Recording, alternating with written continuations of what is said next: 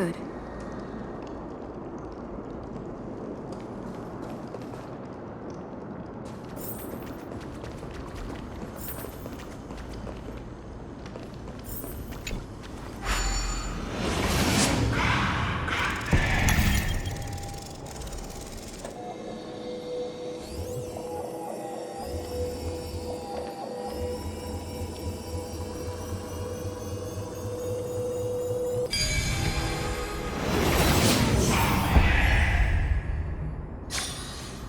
So that's how it works.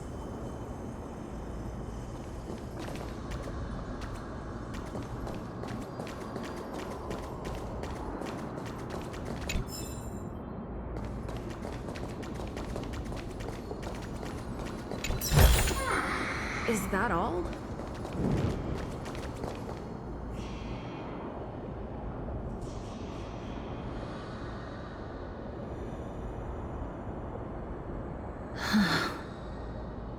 This is going to be difficult.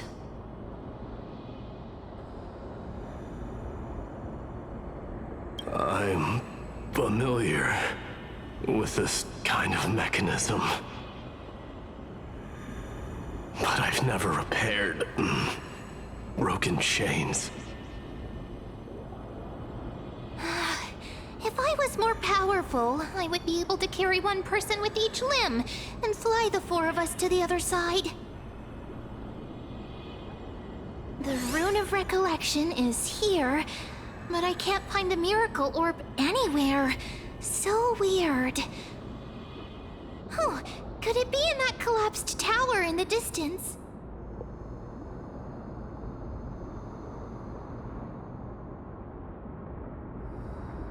It's still up to me to step up in a crisis. Wait here. I'll go check things out.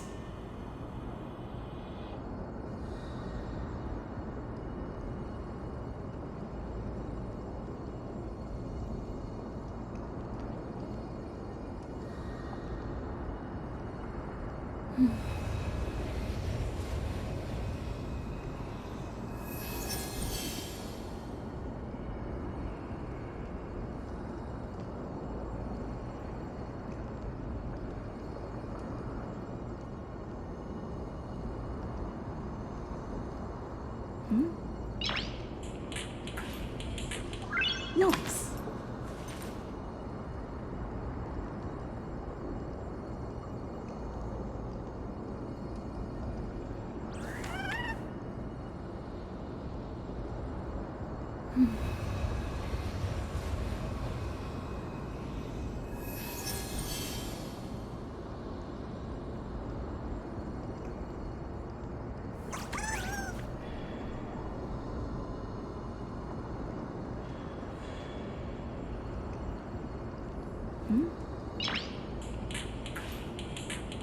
Noise.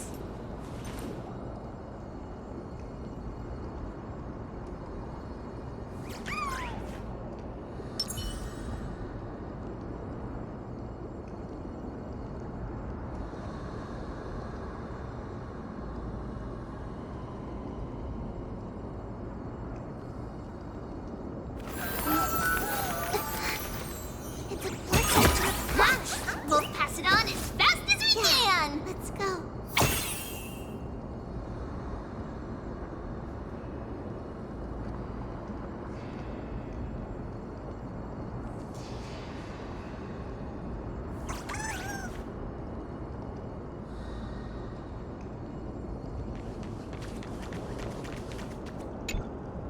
Just shout for me when you need my help.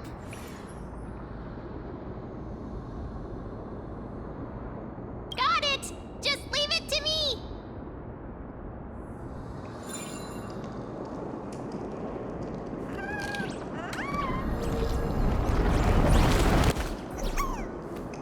Mem did it. The pink squirrel is very smart. Why am I a squirrel now?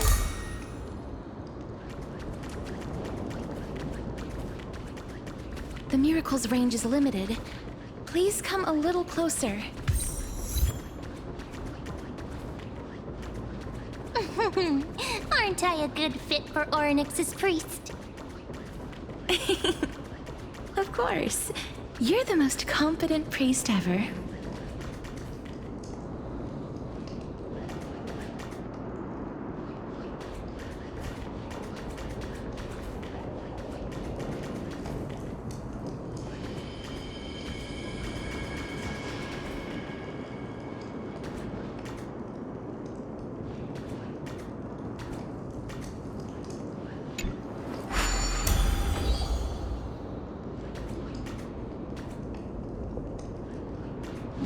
The alchemical matrix should be behind this door.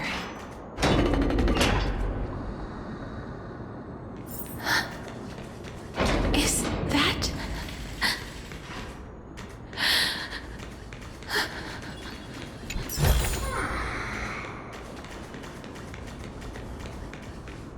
Wow, there are so many of you! It's little Cass and little Gray. Oh, there's also little D and the big puppy! Trian? Aren't you...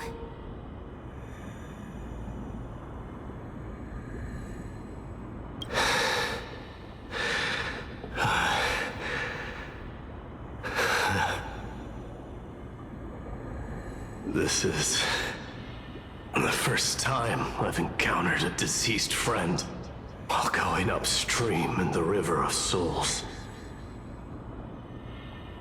It really works like this. Just like the other departed spirits we've encountered along the way. I'm also unable to sense the aura of the living on Lady Trian. Yup, you're right. Trian already knows that she'll not be able to return to everyone's side. But Trian believed that little Cass would eventually return to the Netherrealm. So, Trian has been standing here, at this spot closest to the world of the living, and waiting for little Cass. Oh. It must have been very tough for you. But according to what Trian said, we're almost at the entrance of the Netherrealm. Trian promised Trevi and Trinan that when little Cass got here, Trian would get the gift ready and be the first person to run over and welcome you. So, little Cass, don't cry. Please, accept this. We finally finished it! This is what Lady Trevi once mentioned. The gift for me that you didn't manage to finish. The Holy Maiden of Janus. Even when separated by life and death, their thoughts are still connected. Trian spent a lot of time drawing this. Trian hopes that little Cass likes it. Seriously? It's seriously a wonderful drawing. Lady Trian.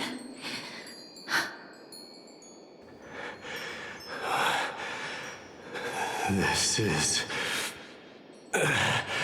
our flame chase journey. Little Cass, we don't know what your journey was like before. Trevi has always said that it must have been a very harsh and frightening journey.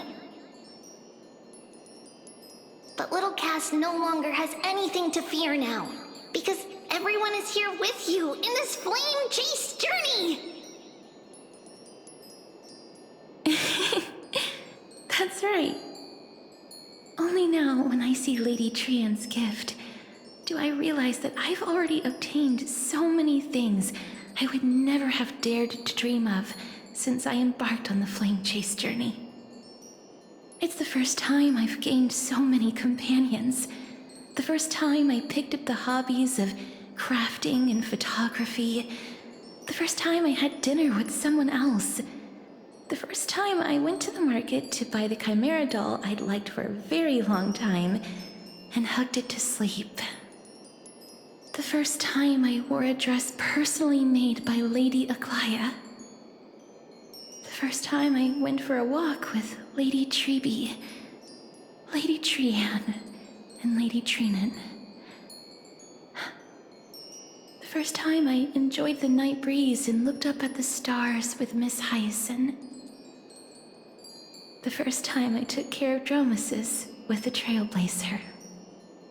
Looking back at all these experiences I never thought were possible, it feels as though the scales of my life had shrunk from centuries and decades down to minutes and seconds. And all of them are so precious. I took countless photos in the past, but they're all black and white landscapes. I don't have a single one with friends. If I had known, I would have taken more pictures.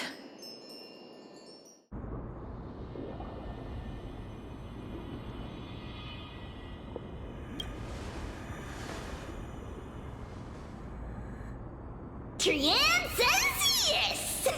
Trian likes little Cass and would love to take a picture with little Cass. Sadly,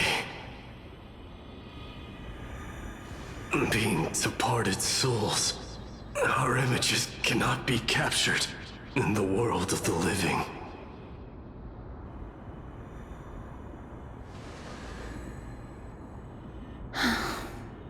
I thought so too.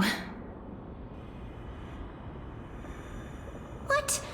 Are we seriously going to leave any room for regret?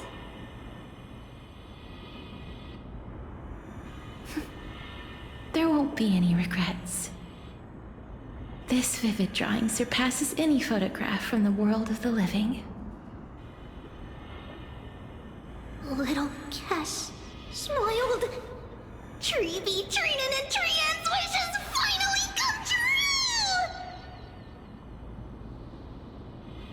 I remember you once said that fate is not the flowers that bloom at the end of the road, but where people tread beyond the gate. Now, the path that belongs to me is about to reach the end. Thank you for bringing me the final key. Key? Little Cass, why are you talking in riddles all of a sudden? I have a feeling that soon, this gift of yours will become the key to saving Mrs. Life. Wow, that's amazing! Then keep smiling and carry on bravely! Little Cass, Little Gray, everyone, see you tomorrow!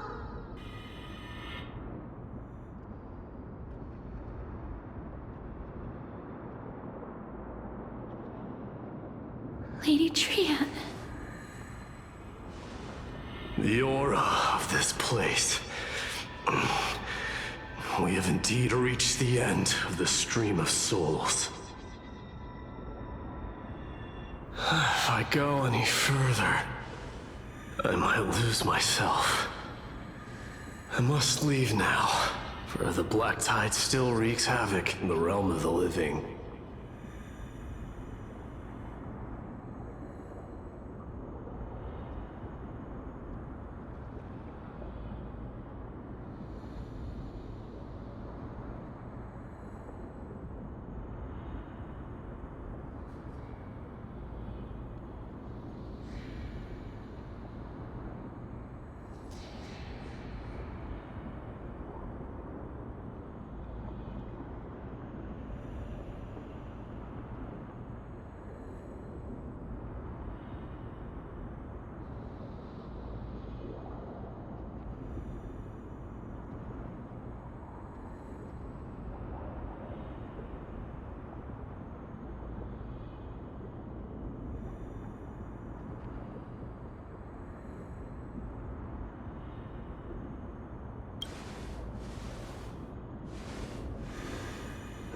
broken free from the chains of death countless times. This time will be no different. Castorus, will you fulfill your duty for the flame chase?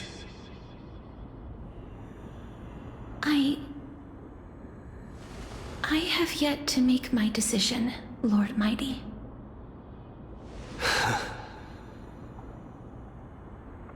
No matter.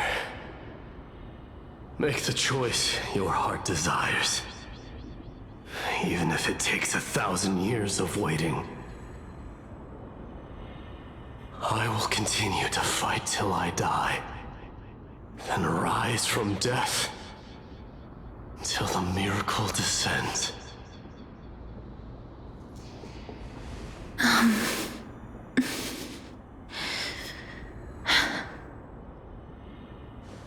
There is one more thing you should know, Lord Mighty. What is it?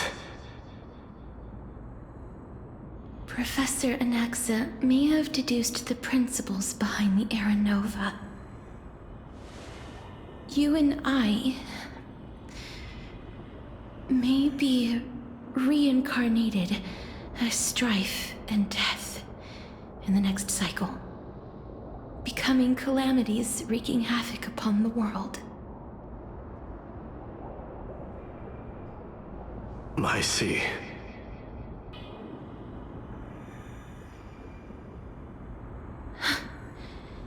Is that all?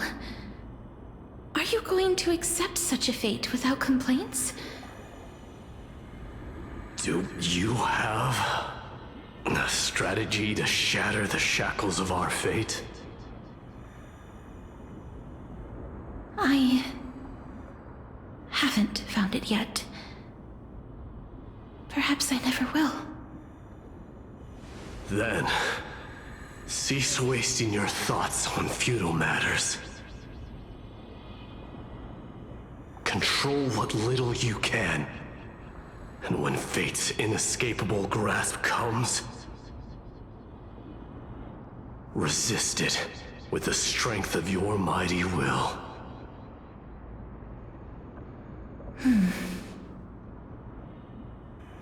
Thank you, Lord Mighty. I will find the right decision.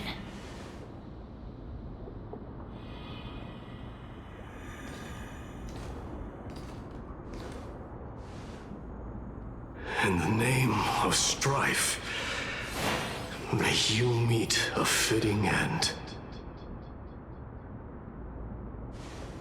This must be the alchemical matrix the spirit mentioned. Let's see. We need to insert Aquila's sky, Giorios' earth, Kefali's fire, Fagusa's ocean, and Nestia's love. It seems our sweet Princess Homebody has made up her mind. In that case, seamstress, I suppose I no longer need to deliver your message. My time is rather precious after all. Whether you wish to break free from death or not, please, follow your heart. By the promise you once made, I ask that you fulfill your duty one final time.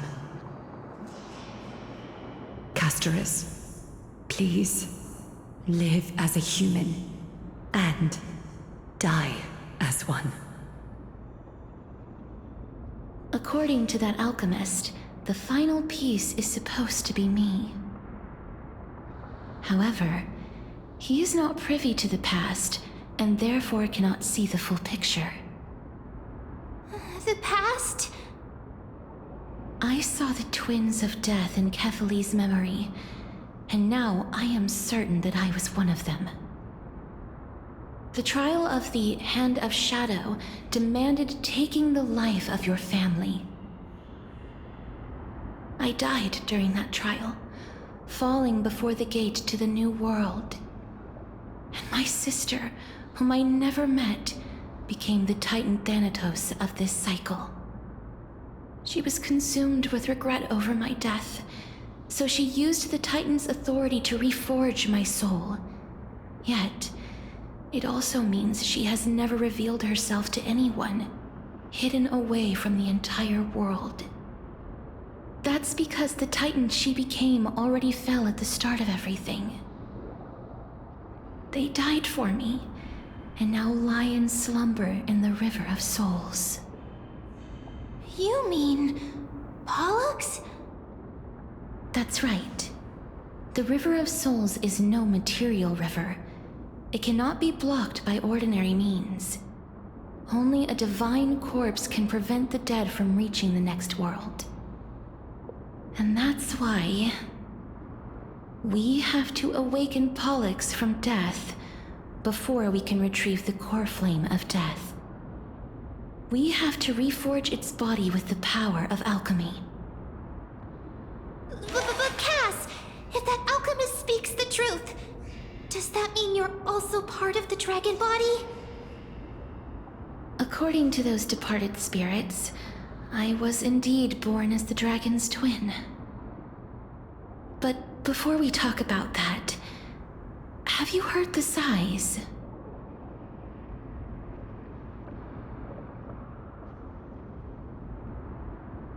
I heard them too. So what are those? I think it's probably the sign of Pollux's wish being fulfilled. They must have realized how heavy a price they'd need to pay when they used their divine authority to resurrect a dead woman. That's why they exerted every ounce of their strength to send me to Styxia, a city that called for death, a land where none is hostile to death. They never saw their wish fulfilled and fell so prematurely, all because they wanted to give me a new life. Pollux must really want to know how their sister has been after giving their all to save her. That wish is the reason Pollux's soul still lingers in the mortal realm even after their fall, quietly watching and documenting every detail of their sister's life. So instead of picking up objects on the way here, We were instead showing things to a strand of yearning that lingers here. Now, we must weave these yearnings together and restore them into Pollux's complete soul. but all of this is just a hypothesis, right? What if we go through with the ritual and it turns out totally different? That's fine. As Professor Anaxa often reminds us, such is the nature of alchemy. The true outcome can only be known once the process is complete. This is why alchemy is also known as the miracle of creation. Now, the puzzle of Pollux's yearnings is nearly complete, with only one final piece remaining. I shall reveal what they have been yearning to know in the alchemical matrix. I will show them my whole life since I left Styxia. Lady Trianne has already drawn a picture of my entire life, and it is now in my hands.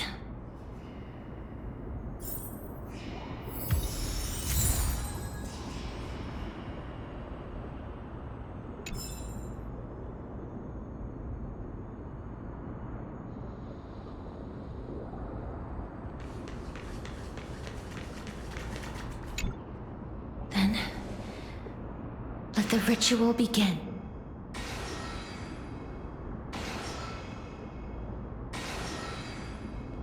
Now, the objective is complete. That is all. Such is what Professor Anaxa always says after preparing for an alchemical ritual. And now, Pollux, I shall lift you from the River of Souls and reforge your soul. Perhaps you will be disturbed by this, and your body may become horrifying to behold. But if even the slightest trace of your soul remains, the soul that once ferried me to this side of the shore, then please, look at me. I wish wish to thank you in person. I have obtained everything you sacrificed your divinity for. Lady Almanette. Did she recognize you? Oh, she must be the first soul we can communicate with here, right? I'm afraid she is just another spirit trapped here, like the rest of them. The only difference is that I was there when she died. Please, go on. I'm listening. Are you about to tell the story of Styxia? Yes. You're just as smart as I imagined, but... never mind. Now's not the time. There's no need to worry, Elder. Take a look around you. You're already at the resting place of the dead. The world of the dead. But how? I understand that you chose to remain silent about the story to protect Casterus, the girl who coexists with death. But you no longer need to hide that story. I can assure you that you have protected that girl's life well.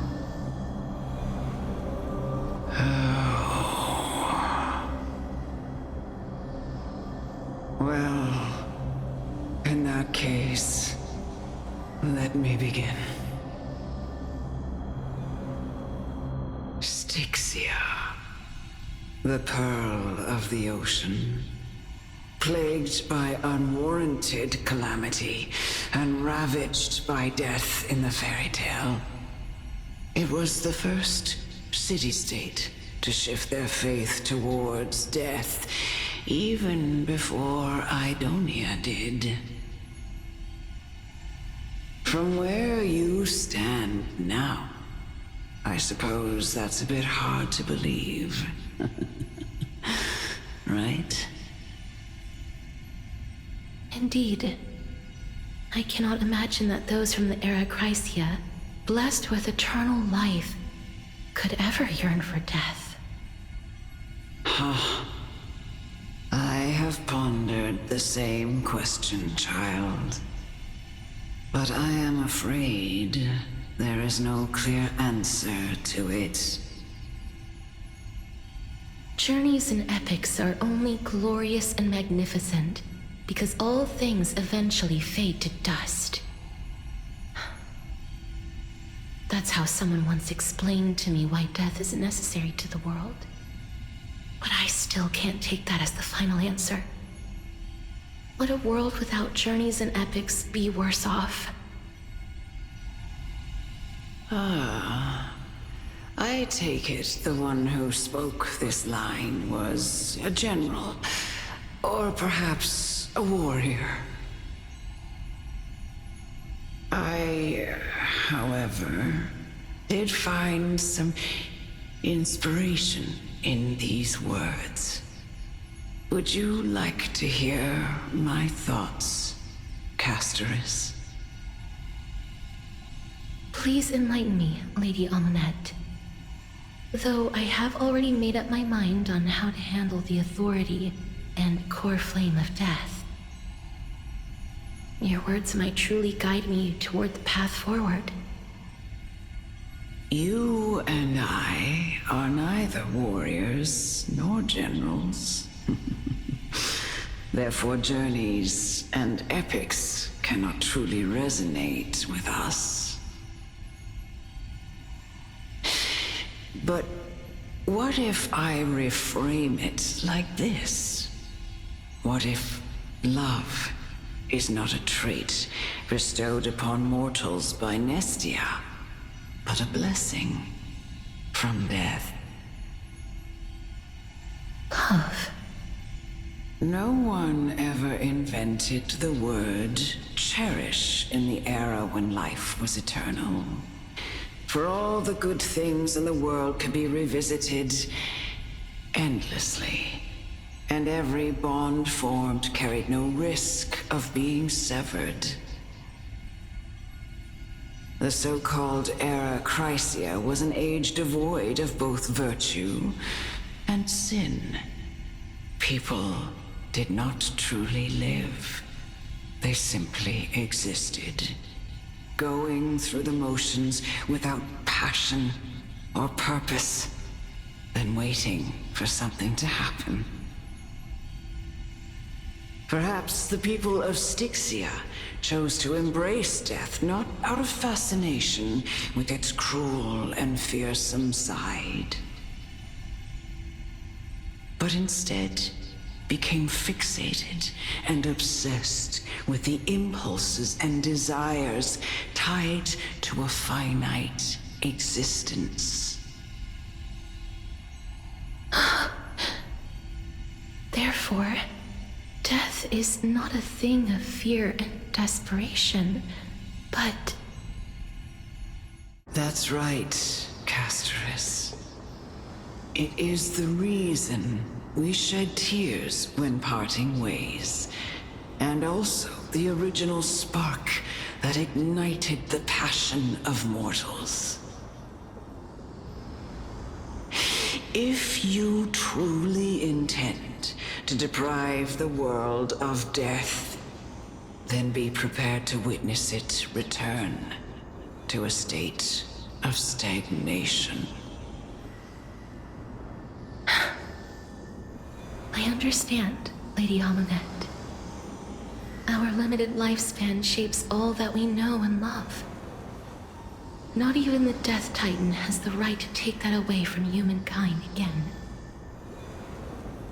Nestia's love was the chrysalis of Gold's first blessing, but it most likely wasn't understood by mankind. We only learned to interpret this wonderful gift after Thanatos' arrival. If the world was bereft of death, then the Queen of Styxia wouldn't have played midwife in delivering me into this world. You wouldn't have welcomed me into Idonia, and Aglaia would never have invited me to join the Flame Chase journey. None of these stories would ever have happened, and I would never have lived, let alone found happiness. Thank you, Mother. I will use all the love I've experienced in this long life to complete the final miracle. My teacher, Anaxagoras, grant me the wisdom of all things. I call upon thee, the stripped dead dragon's corpse.